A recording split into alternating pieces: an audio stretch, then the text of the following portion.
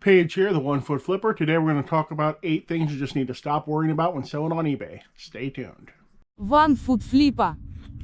Alright, hi everybody. Paige here, the 1 Foot Flipper. And for those who ask, because I get asked this nearly every video, yes, I do only have 1 foot. Not visible in every video, but it is the truth. Today we're going to talk about let's go ahead and do 8 things you just need to stop worrying about when you're selling on eBay. Okay, that first thing is scams. You can't really do anything about it. You're not going to spot them 98% of the time. Honestly, once you learn the basics on how not to take deals off eBay, don't send anyone a gift card, don't ship anything based off emails you get. After that, there's really nothing much you can do. In fact, you should not be operating anything on eBay off of email notifications.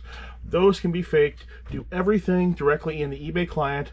I prefer the website, not the phone, because the phone is an extremely watered down version of the website where many things are inaccessible or hard to get to. But do it all there. That way you can never be fooled by a fake payment email or anything like that.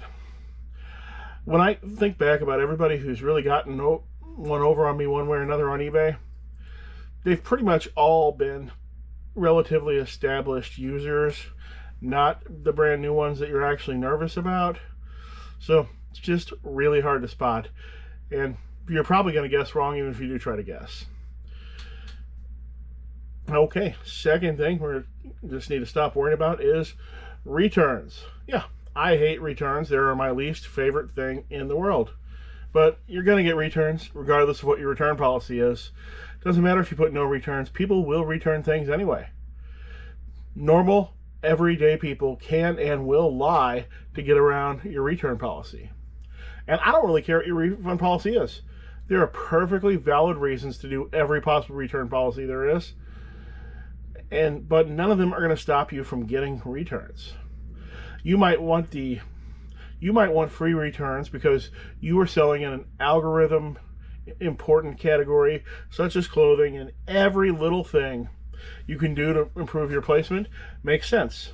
However, you may be like me and sell mostly things that are not dependent on the algorithm, that have specific names that people search for specifically. So thus, I don't care about the algorithm, so I put no returns. That's the choice for me. Your choice could be anything else in between, but it doesn't matter. You're still going to get them anyway.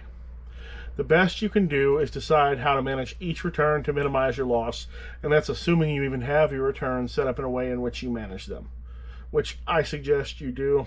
I do not suggest automatic returns, specifically if you sell anything cheap, because sometimes you just don't want that item back. And in making these decisions, that can include offering a partial refund, just letting the person keep the item, or making them send it back. And in all of those, you need to decide whether or not you should block that customer. Now, I personally block every single customer who ever files a return on me. It's nothing personal against the person, but the eBay, or maybe it's not against the person, it's against the person's actions. Or, I don't know, maybe I guess it is personal, but the fact is the pool of possible buyers on eBay is essentially endless. It doesn't matter if I blocked Martha. Chances are Martha was never going to buy from me again anyway. But if Martha likes to return things, I don't want Martha's business. She can buy from somebody else. I'm okay with that. I don't want customers who want to return things. I want customers who never return anything. I want customers like me who, I think I've returned 2 things ever, and both of which because to eBay, and both of which just because they came defective. Got a defective alarm clock last week, and there was something a few years back. I don't remember what it was. But yeah, otherwise I'm not changing my mind, and I don't want the customers to change their mind. Third thing you need to stop worrying about is the bad behavior of other sellers. Is there somebody in your space selling bootlegs? Are they cheating media mail? Are they breaking eBay rules? Who cares? It's not your problem. Wasting your time policing that sort of thing will not increase your sales. There will always be bad sellers in every area. They all eventually ruin their accounts, and worrying about them is just a time sink for you that will produce zero revenue. Getting rid of these people does not eliminate competition for you.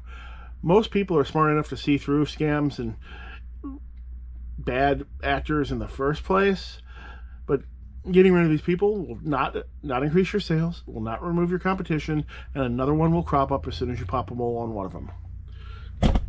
It isn't worth the effort. Also, fourth thing you stop worrying about. Stop worrying about your reputation, your feedback. If you're doing things right, then your feedback total, it just doesn't matter in the long run. It's going to be fine. That negative feedback that you didn't deserve is eventually going to roll off the front page. And then it's a minor stat until it vanishes a year later. And if you're worried about it while it's on the front page, go buy yourself a bunch of 99-cent shipped trading cards from all those people who are losing money on every sale. Go ahead. Buy yourself $10 worth of feedback and push that item, that negative feedback, below the fold. Below the fold means you need to scroll down to see it, and then it's gone. Or you could buy some 99-cent garbage from China, whatever it is you want. The stickers, doesn't matter. But equally, don't get yourself built up thinking that you're hot stuff or that you've got a great reputation or that any of your customers have any idea who you are. For the most part, they don't. I have talked to so many sellers, usually when I'm helping them about understand why their prices are far too high, and universally these sellers think that their customers know them and that their customers are coming to them for some sort of premium experience. For one thing, there is no customer looking for a premium used DVD buying experience in the first place. And secondly, no. Unless you are super deep into a single niche and you are at the top of the game of that niche, then your customers probably have no idea who you are. I don't think that any of my customers outside my few viewer sales have any idea who I am. I mean, I might get the same person for a while when I've got a lot of similar stuff, but then when that similar stuff's gone, so is the customer. They were just finding the stuff and I happen to be selling it. They didn't care that it came from me. All right, fifth thing you ought to stop worrying about is business models that don't work for you. Not every person out there is capable of doing every different business model. People have different capabilities, they live in different areas, they have different contacts, they have different equipment, they have different amount of space.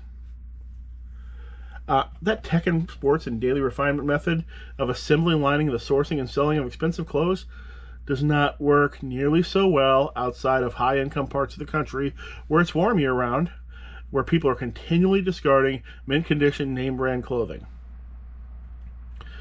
Try that in Arkansas. It doesn't work. Not everyone lives in an area where high sell-through rate items even hit the sales floor at the thrift, much less are easy to find on a daily basis in large numbers. The fact is that a lot of the people you watch on YouTube who have a very specific business model, it is a model that works for them in the exact place where they live. And the whole thing would fall apart if it was a different person doing it or they had to move to a different place. Half of my inventory comes from contacts I had before I lost my leg. Do you have those contacts? No, you don't. So if you came to my exact place and tried to do my exact business model, you would be less successful at that part of it. You'd probably be a lot more successful at actually being able to go walk around and pick stuff up. But as far as people bringing stuff to you, no. Until you built up those same contacts that I've got, wouldn't be happening.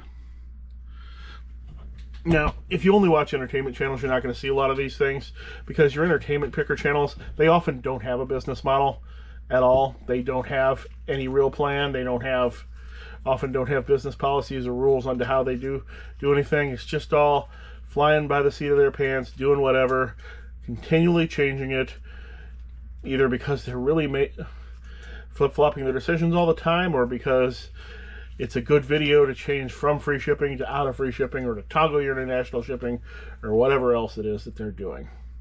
Sixth thing you need to stop caring about, what you paid for the item. Guess what, people? It doesn't matter what you paid for the item. If I paid $135 for this Commonwealth Picker mug full of ketchup, it doesn't make it worth $135. It doesn't mean that I could ever recover $135 out of this mug. Not even if Kevin signed his name and with swinging for life on the bottom, could I recover $135 out of this mug. If I had bought this for resale at $135, it's just a mistake. It only matters what the item is worth. If you paid $20 for it, and it only is able to be sold for $10, suck it up, sell it for $10. Don't be like Dolores on the eBay forums, who's had the same item on eBay for 17 years because she overpaid for it in 2007 and has had it up for $150 since then. And since then, the market price of the item has slipped from $100 to $30. But Dolores still has it at that original price because, oh, she can't take a loss on it. And Dolores is going to take that item to her grave. And then her children will throw it away. Seventh thing you ought to stop worrying about. Insurance, unneeded signature confirmation, and otherwise just excessively worrying about shipping.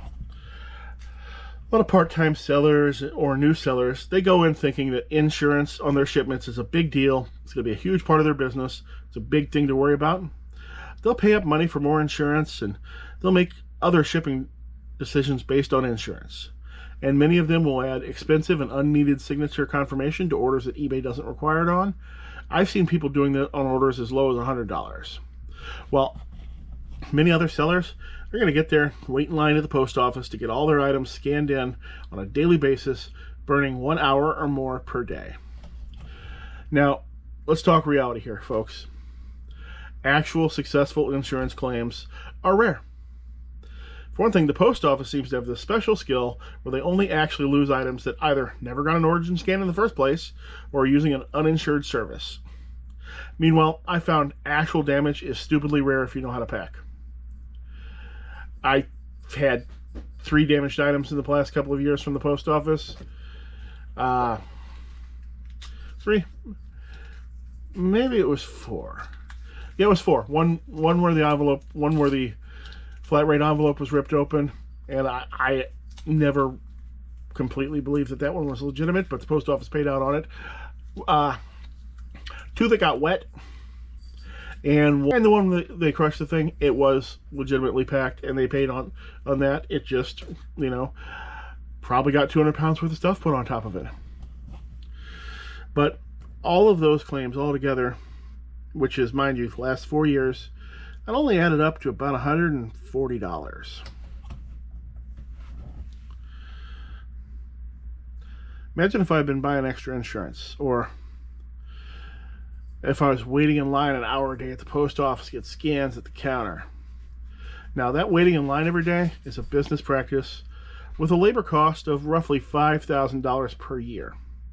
That's assuming that it eats an hour out of your day, 5 days a week, and that your time is worth $20 an hour.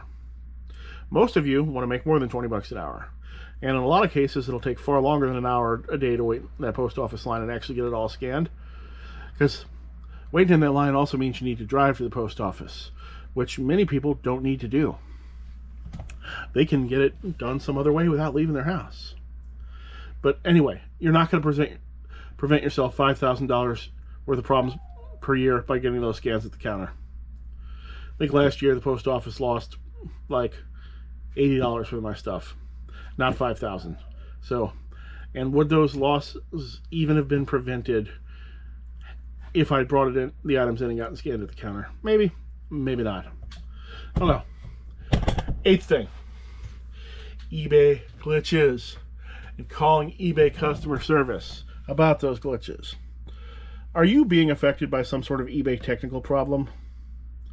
No, I mean a real one. Not just my sales are bad. Guess what? That same problem is affecting thousands of people right now. eBay is going to fix it, and wasting your time calling them is just wasting your money. For matter of fact, is getting that negative or neutral feedback removed even worth it if it takes an hour of your time to do so? What is your time worth to you? Honestly, usually, if I have the choice between keeping a negative feedback or losing $15, I'll keep the negative feedback.